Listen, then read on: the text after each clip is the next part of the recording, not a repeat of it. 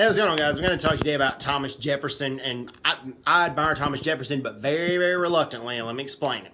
Okay, there's been a talk for years, probably 10 to 15 years, about getting Thomas Jefferson out of history textbooks and where colleges don't talk about him, don't discuss him, don't read any of his writings, and some of Jefferson supporters ask why, and then people always get back to, well, he owned slaves, and nothing could be further from the truth. He owned around 200 slaves. He owned about 180 of them at his death. At the time of his death, he died on July 4th, 1826. And ironically, he died on the same day as John Adams. And him and John Adams at times were friends, then they were rivals and friends again. And around the death, they kind of put aside a lot of differences. And John Adams' last words on his deathbed were, "Jefferson survives." But Adams did not know that Thomas Jefferson died a few hours before John Adams did. But anyway, and they both did a lot of good patriotic things. Prime example, Thomas Jefferson wrote the Declaration of Independence, and he was a gifted writer. And honestly, had he not been the one writing the Declaration of Independence, it would probably have not came out the way that it did, and it probably wouldn't have had the meanings that it did, and it probably wouldn't have touched our hearts as much as it had. He was that gifted of a writer, and he read all the time. He read just anything he could get his hands on, Greek classics, Roman classics. He read about any fossil, any animal, any flower he could. He read constantly. He played the violin to where he could master it. So he was constantly studying, constantly trying to increase his knowledge of things. And then, now, as I pointed out, he did not free any. He only freed 5 out of the 180 slaves that he had. Okay, and one of them, and the one that he did not free was Sally Hemings, and that's the one that he fathered the child by through slavery. And it was just a sick, sadistic situation.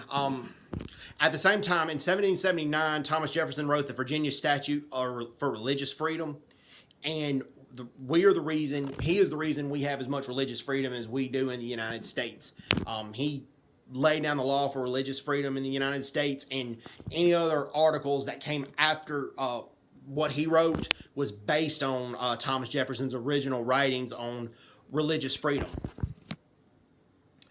And also, when he purchased the money from France, when he purchased the Louisiana Purchase, and he sent Lewis and Clark out to explore the area, he told Lewis and Clark, he said, they're not going to come in as territories.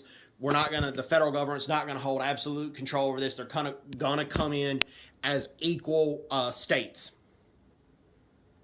with voting rights. So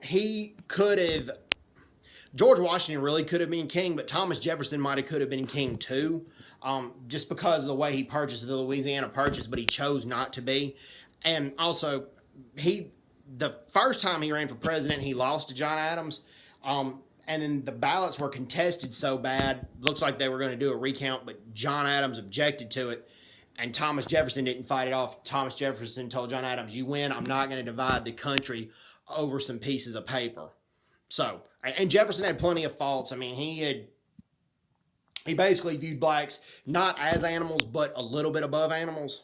And like here was a Caucasian person, here was an African American. He viewed African Americans about here, and that's not true, and that's a myth. And he was racist. I mean, there's just no easy way to say it. Now, he did pray privately.